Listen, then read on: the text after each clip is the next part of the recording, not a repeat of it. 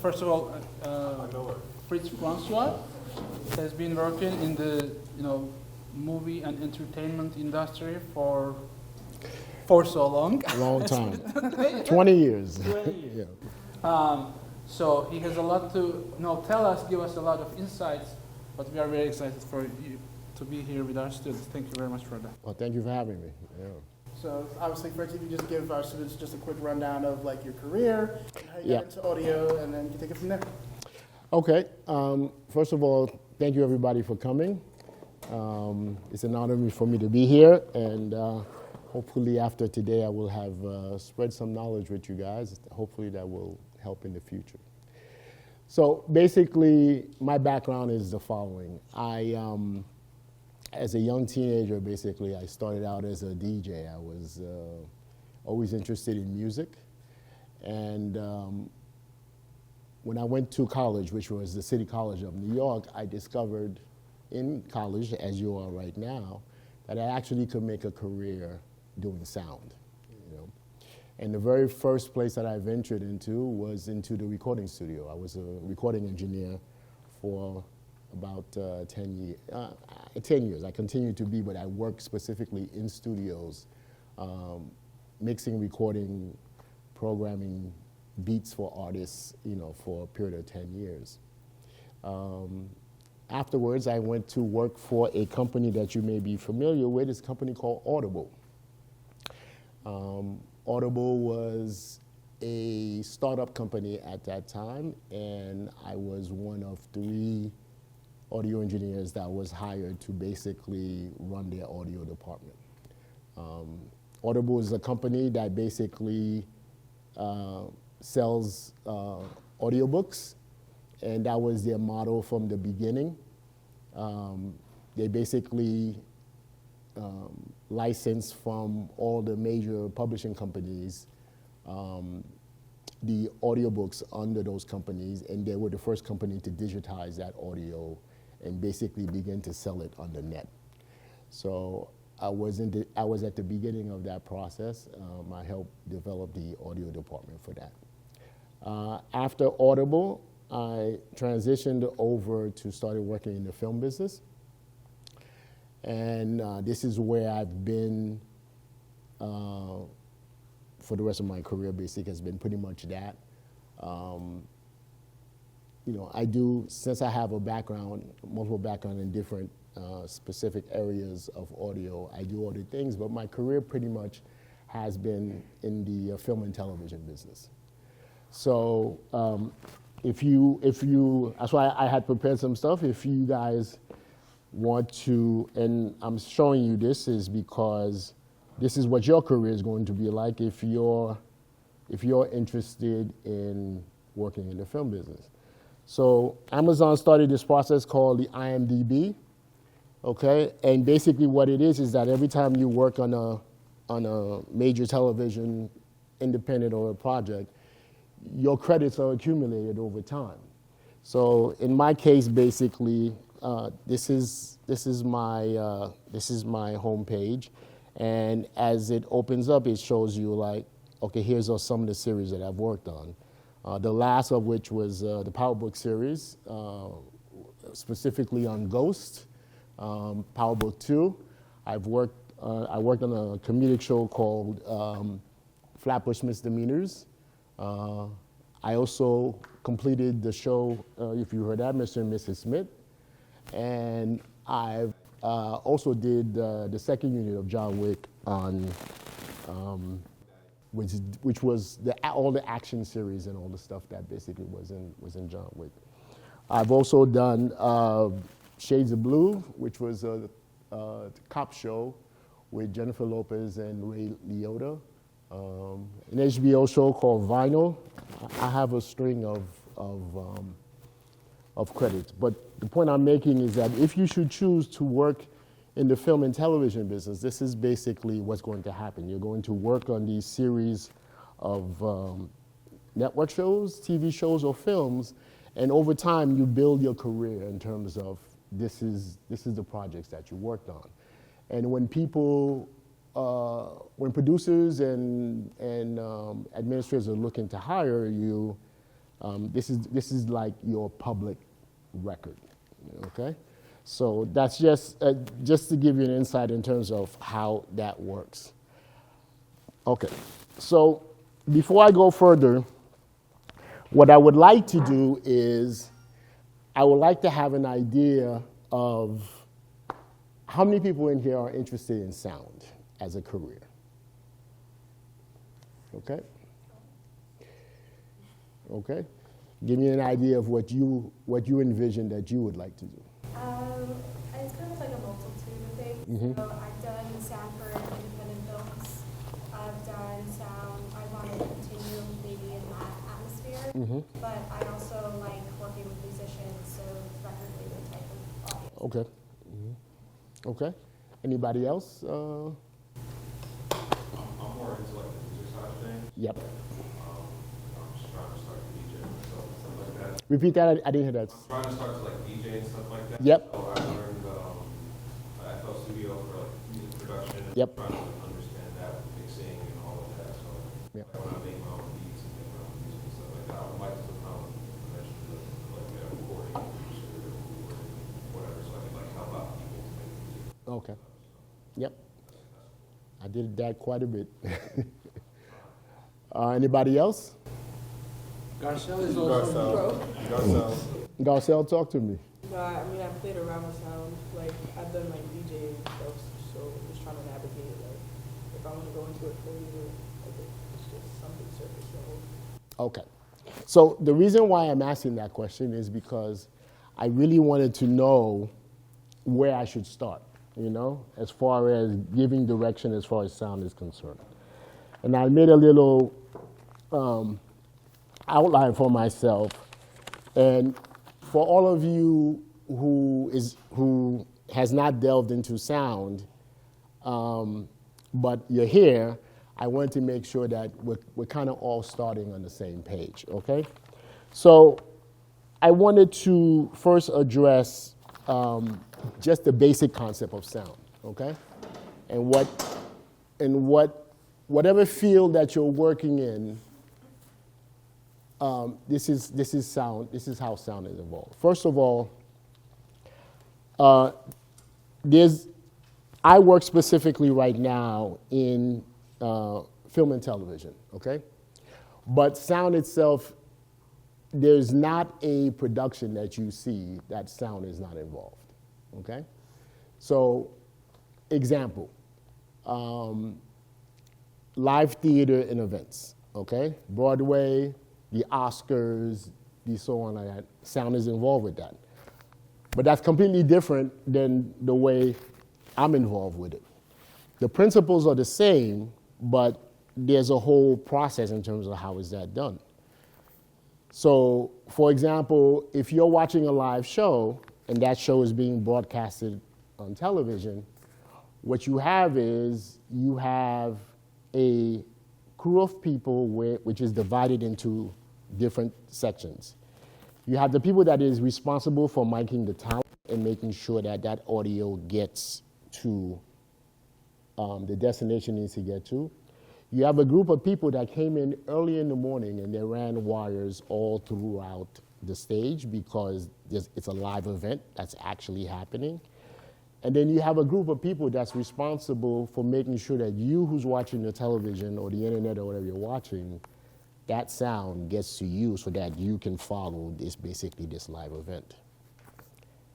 In the field that I work in, basically, there's a person responsible for miking the talent.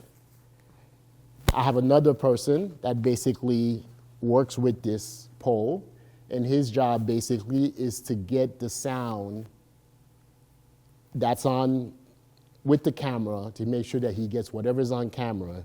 He's pointing that microphone towards that person. And then there's me basically who's receiving those two signals, and my job, the specific job that I have is that I have to record that dialogue. I have to make sure it's clean. I have to make sure that the dialogue is audible. And then at the end of the day, I have to hand it over to post, who basically is going to put it together once they get the visuals, okay? So these are two similar things, but the process is very different. But what's common about them is that we use the same tools. And so my point about that basically is if you want to do sound, no matter what area you want to pursue, there's certain basic things that you have to understand. And this is the reason why we have schools like this and other places. There's the language of sound, and then you put that in action basically to have the experience, okay? So number one is, one of the most basic components of sound is microphones, okay? Number one, okay? So the very first thing that you're gonna know about microphones is there's three types, really two types, but there's a reason I have a special category. You have what they call dynamics, and you have what they have condensers, okay? And dynamic microphones basically are the ones that they don't need any power to operate. As soon as you turn it on, you plug it into a device, you're going to hear it. The problem is that you need a lot of level in order for that to really work. And then the second microphone that you have is you have what they call condenser microphones, okay? Those microphones, they get a little voltage that gets to apply to them. They're very sensitive, and those microphones require you to control the amount that is coming in also. So I brought you a couple of microphones. These are some specific ones that I use. And that'll take me to the next section that I want to talk about, you know? So both of these microphones are by a company called Sheps, okay? And both of them are condenser microphones. And the reason why they're condenser microphones is because on the set that we're using, we need microphones that are very, very sensitive so that if the person is speaking really, really soft, we still can pick them up. And if the person is speaking really, really, really loud, we know how to basically control. But these two microphones are two very different microphones, okay? This microphone is called a shotgun microphone, and this microphone is called a cardioid microphone. And the difference between the two of them is what's called patterns, okay? It's called polar patterns. This microphone is a hypercardioid pattern. And what that means is that if I put this microphone in front of you like this, okay, the only thing that the microphone is going to really pick up is what's in front of it, or very close to that. Everything behind it from that point, it negates. It doesn't pick it up, okay? This microphone here has what they call a cardioid pattern, okay? The difference between this microphone and this microphone is that when this microphone is in front of you, it picks up more. Not only picks up the front, but it picks up to a certain degree to the side, and then it rejects it from the back, okay? So the reason why I'm making this point is because this is where sound starts, okay? All right? And then after this comes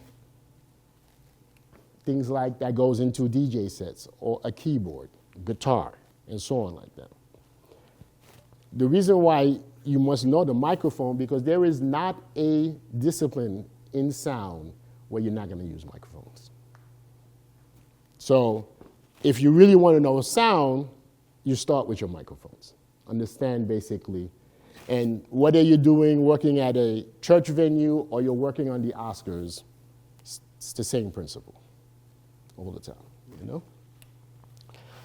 The third microphone that I use all the time, and it's used at times basically, are what they call lavalier microphones, okay? And the reason why we use lavalier microphones is sometimes we want to hide the microphone, especially in film and television. The actor or the actress is performing. When you're watching the end product, you don't want to see that microphone, you know? So that way it doesn't take away your attention You're just following what the person is saying. So what we do, we hide the microphones. And there's techniques for that on how to do that. And I said to myself, since I'm in the film business, maybe that is something that I can show for those who are really interested in stuff like this, give you an idea of what it is. So a microphone's been put on me, it's right here, you know? And this type of setup typically is for people who are involved in, engage in public speaking, corporate type of stuff. So basically what I have is I have a lavalier on me, but it's clipped and it's on the outside. And typically you'll find that on news broadcasts, is a game show host. You know, somebody like that will wear the microphone in that type of way. So the first thing is microphones, okay? If you really, really want to be good at sounds, you must learn your microphones and you must learn their patterns and typically understand where they're used and what type of microphone is used for the particular application that they do. And the next step after that is the microphone has to go into someplace, you know? And that's usually in a mixer, in a camera, in a large console. It has to go someplace. Because in order for you to be able to use it and actually get sound from it, it needs to wind up someplace that ultimately gets to your ears, okay? So the reason why I say that that's important because the next step after microphones is all the other devices that are not microphones. They also have to go into someplace also. And you must understand the difference between a microphone in a guitar, a microphone in a synthesizer. You know, these are the things that you learn. And so ultimately what happens is that microphone and that signal goes someplace, and now comes the other half of sound. What do I do with that signal that comes from the microphone or the guitar or what it is, you know? And that signal ultimately, I use this word as a way to explain it has to be distributed someplace. It has to go somewhere, okay? You know, so typically, if you're a DJ, that signal's going through a DJ mixer. If you're in a concert, that's going through a console, okay? If you're on set like me, it's going through a recorder. Or if someone's giving a presentation, it's going to a camera, okay? So once you have that signal that comes in, the next processing in your brain is where does that signal go, okay? And if you understand those two halves of the equation, then basically you understand the basic concept of sound. Everything else after that is what you do with the sound between when you bring it in and when you send it out. And that's the experience sound. That's the experience part. That's where you're learning the gear, you're learning what does what in order for you to achieve what it is. But if you don't basically understand how to take that signal, that microphone signal or the guitar signal or whatever, and you don't understand the concept that you have to send it someplace, then everything else becomes more difficult after that, okay? So I just wanted to be just very basic in that to show you that sound is actually very simple once you understand just the basic principles of it. But, you know, now you, depending on the career you're choosing, what you want to do, you know, then you get into the specificities in terms of what it is. So in the case you're doing music, right, you have two types of music. Today, a lot of electronic music is done because you're using a computer to basically mix music. The only thing that you basically have to do most of the time is record vocals. Once you understand how to do that, then it's a fixed way of doing it, but the reality is that's not really music, right? Because you have to make it into a finished product that you know sounds quote unquote right?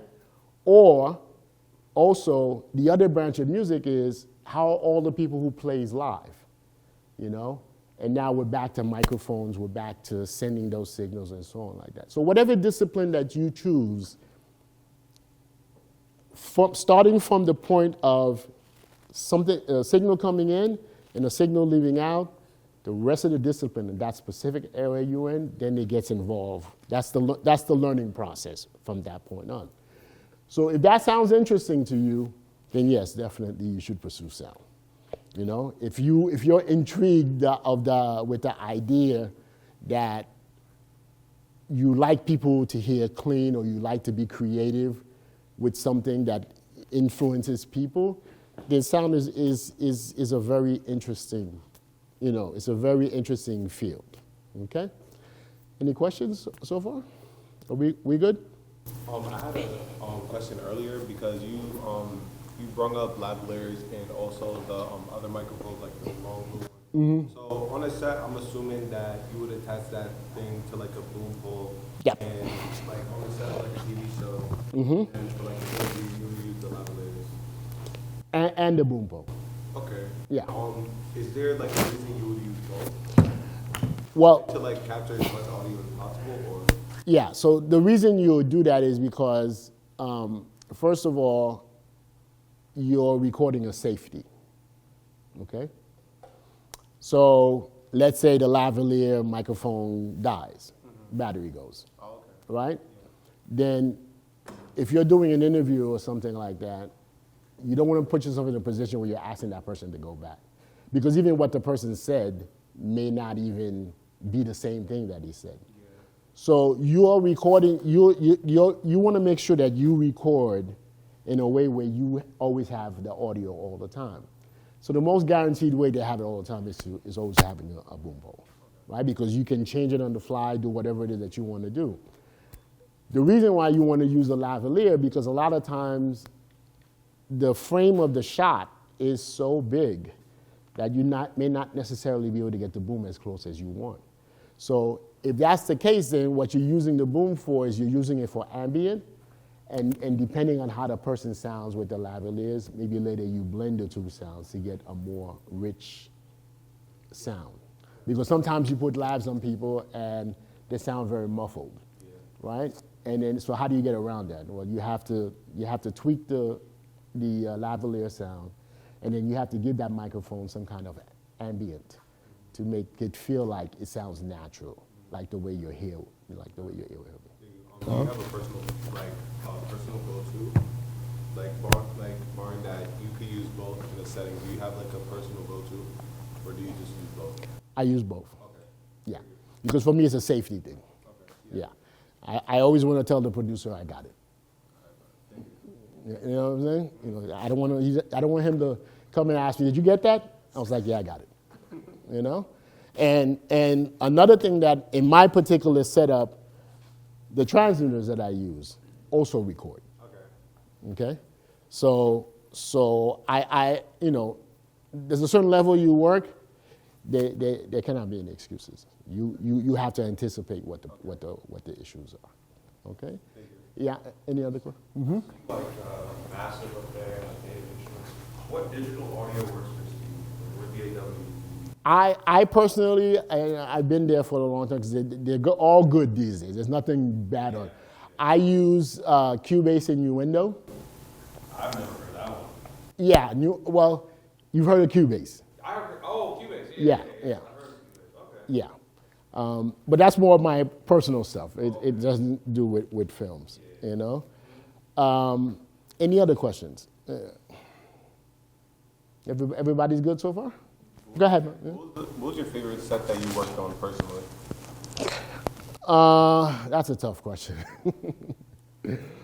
I worked on different good sets for different reasons. I worked on a show called Vinyl. It was around 14, 15. It was just a fun show.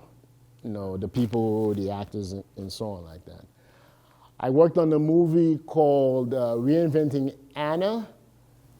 I got a chance to go to Morocco and film over there, right? So that I have a special place for that. So there's different reasons for, you know, for different types of it. But as long as the people is nice, then, you know, you're gonna enjoy working on it. The only thing about the film business is that it's a grind.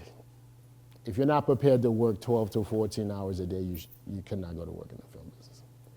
You know, the film business, especially the television business, because it's a very rigid schedule. You know, 6 months to 9 months is when you have to shoot this season, and you know, whatever happens, the producers have to figure it out, but we just have to keep shooting. It's a very, very demanding grind because it's a continuous, you know, what happened last week affects next week's schedule, you know?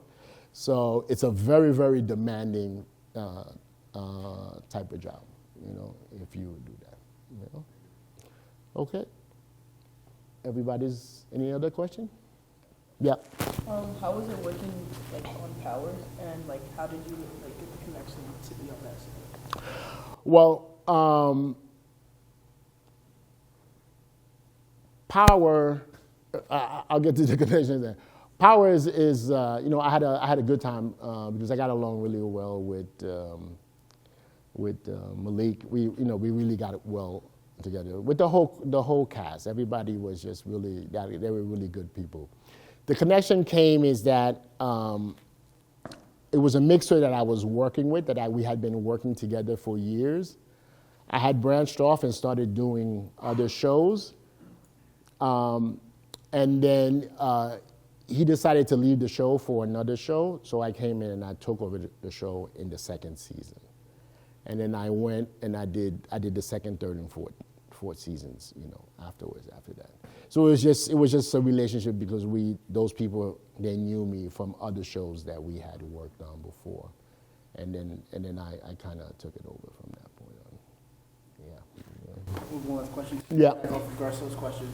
How important are connections in the media industry and letting your work speak for itself?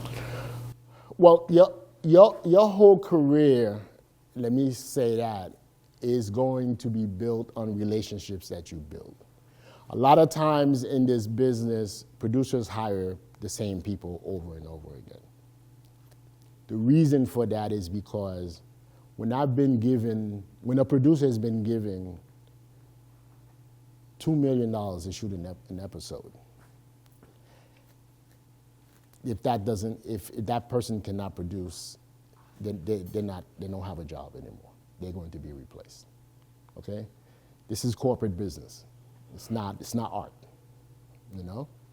It gets written, it gets scheduled, and if you're hired and you are a problem to the production, you're not working there anymore. So it's really, really important that first of all, you yourself understands the etiquette of a set and you're professional. You know? You don't have that. Forget about the knowledge. If you don't have the basic etiquette and you don't basically understand what you can't and can do on a set, you're gonna get fired. It's just that simple. You know? You start taking pictures on set, you're fired. No social media pictures on set. They don't want people to know what's coming, what's the scene, or whatever. That's considered unprofessional. You don't go to your actors and go ask them for autographs. You work in this business. You know, you can, if the person wants to grant you a picture, that's fine. That's the artist's, that's the actors or the actresses, that's their right. But you can't hound, let's say there's a guest artist comes and you're imposing on that person. That's not set etiquette, you know? And if that happens a couple of times, you're replaced, you know? And why is it so rigid? It's all about money. It's all about preventing from getting sued. That's what it's all about, okay? So it's everything with social media these days, everything basically can take a life on its own, you know? So the companies, you know, when you start working, you get what they call a memo deal, and that deal has the rules that you have to abide by when you're working on this set. And if you break it, you're gone, you know? It's all about corporations protecting themselves. That's basically, they don't want the scandal, they don't want the the social media, they don't want any of that. They don't want the actors and actresses exposed, because that's going to get their talent upset. That's going to create all kinds of other problems, So, and that's the same things. Every discipline within sound, they have these etiquettes, If you're in the sports arena and you're in the players' locker room all the time, okay? There's certain things you don't do, When the player is ready for the interview is when you put up the microphone. You do not put up the microphone if the player is not ready to talk. Because the player doesn't want to hear, he or she may say something that he doesn't want the public to hear it. So you're supposed to know that part is supposed to be down until he's cleared that he's ready to speak to These are common sense things in many ways, but sometimes we're negligent. But the damage that it may create, is, so those are the kind of things that you have to know. And this is where you're working for producers who you've built relationships with. They're going to refer you to the other jobs, when other people are looking for talent. Yep. Internships, are they important? I'm sorry?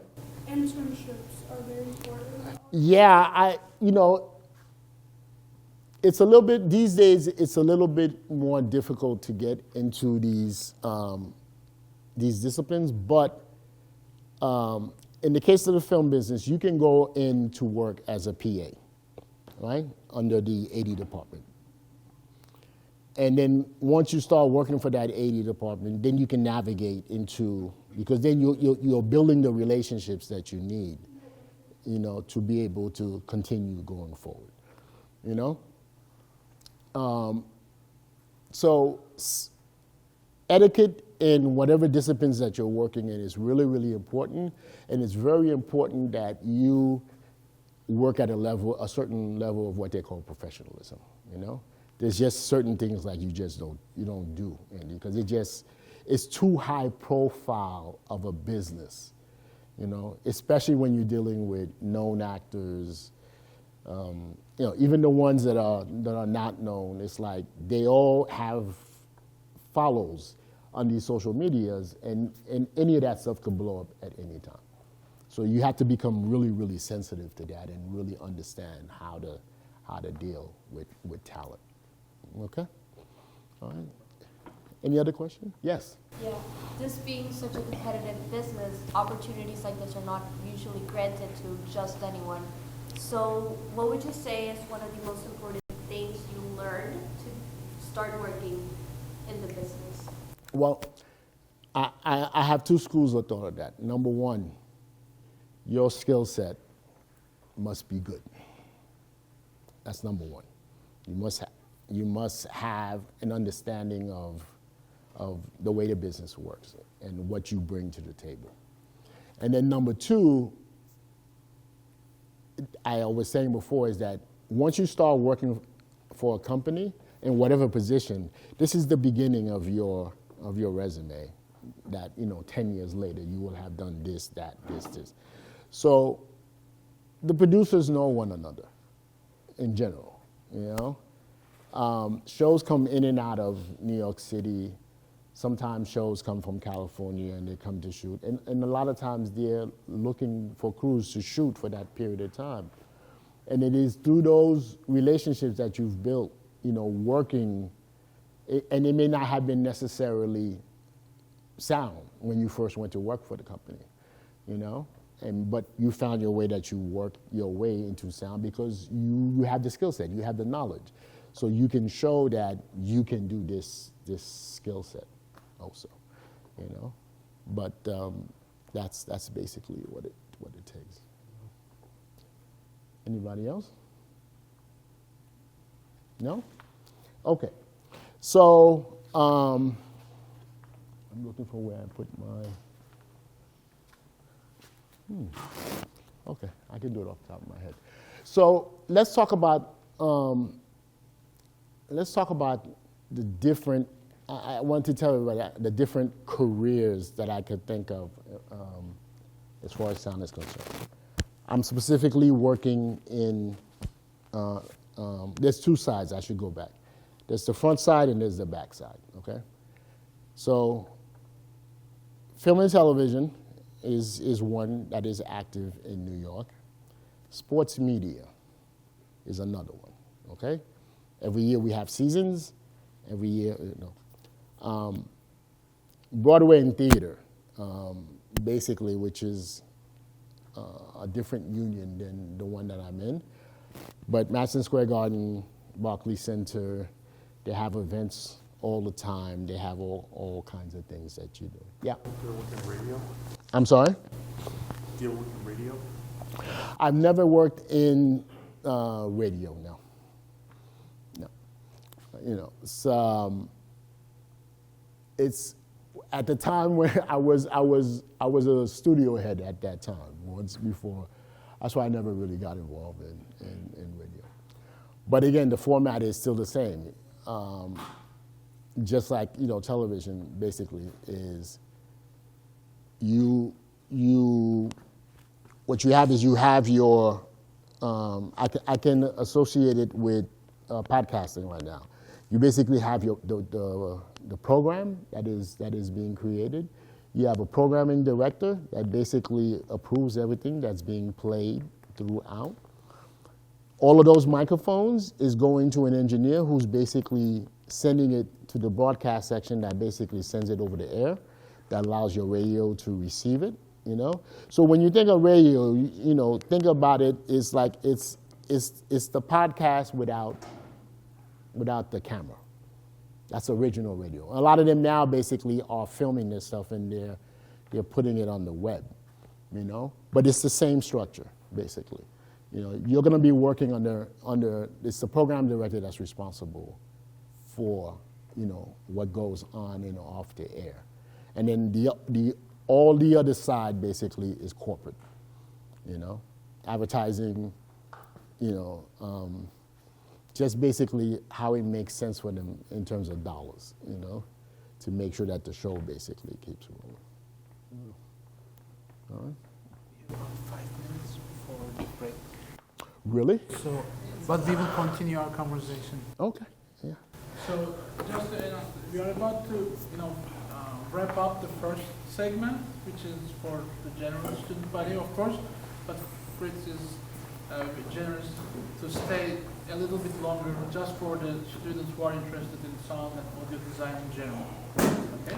Okay. So, if you have any last minute questions, if you can't stay for the second half, please feel free to ask. So before we break, I just want to go through a list that I have in my mind of careers that you can pursue in sound, okay? So film and television, like I said, radio, the gentleman also, right? News, this is what they call E&G work, news, events and news gathering. That's from the sports event that I gave you about going back with a camera, and you're basically the audio part where you're getting the interview. You got corporate events, live events, and you also, so things like Fashion Week is what I would consider corporate, okay? It's an event period time, and there's a lot of audio, whether people realize it or not, there's a lot of audio involved with that. You have, on the post-production side, you have audio editors, and they are the ones that are responsible for cleaning up the audio that I sent to them after I recorded the dialogue. So there's a rough edit that has happened, and the editor is the one, there's a rough edit that happens with the audio also. But that is post-production. That's a post-house, and that's the other side of the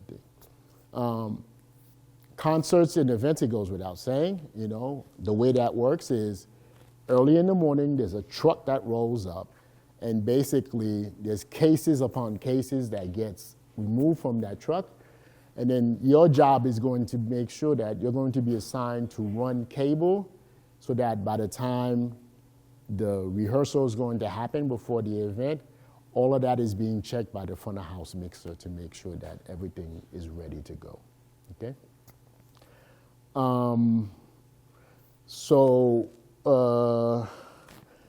Those are the immediate things I think of. I had a sheet, I don't know where I put it, but, here it is, okay?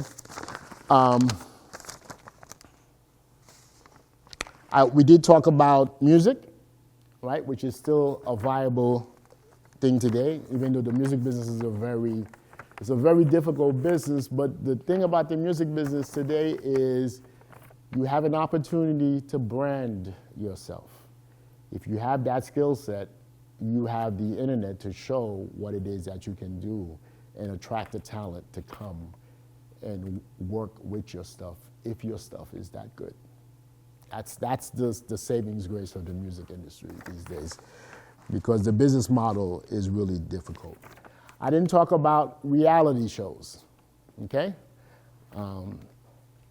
I've worked on a show called Project Runway, okay? And in Project Runway, the way it works is you have a bunch of contestants who's making up garb, and each week they get knocked out. So the way that works is there's a bunch of camera operators and sound engineers that work together as groups of sound, and whatever event is scheduled during the shoot, they're covering each one of the talents. And then it becomes a process where you get the elimination process. And then as the talent is showing their garb, you have this day where we're on the stage and we're filming when the judges are basically evaluating. So I'm just giving you the backdrop in terms of how that works. But that's ENG. That's still part of ENG mixing. Okay, ENG is always camera and a sound man that has a bag on him with multiple wires. Okay. We spoke about Broadway. We spoke about live events. We spoke about sports. I gave you that example. Sports is a huge thing also because all of those microphones goes to a truck that is basically broadcasting that image that you're seeing, the show. Okay, it's a huge undertaking when it's on national TV. Okay. DJing, which is a profession in itself, that goes back to branding again.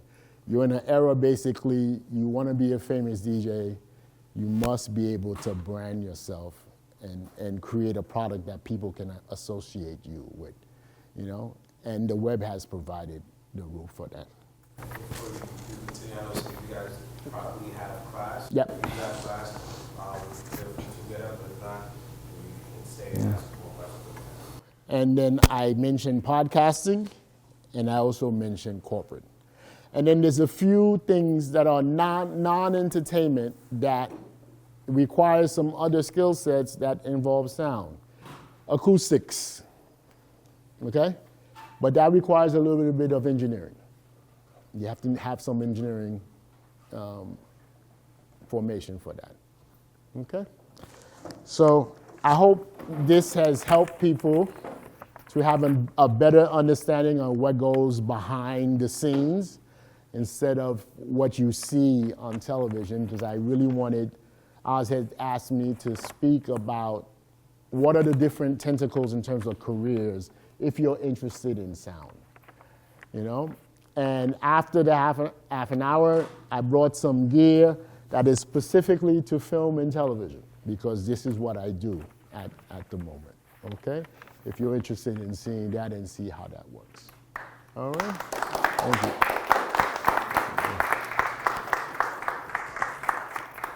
Thank you to Fritz, Francois, for spending time out of his day to show us. Thank you. Thank you very much. All right. Thank you.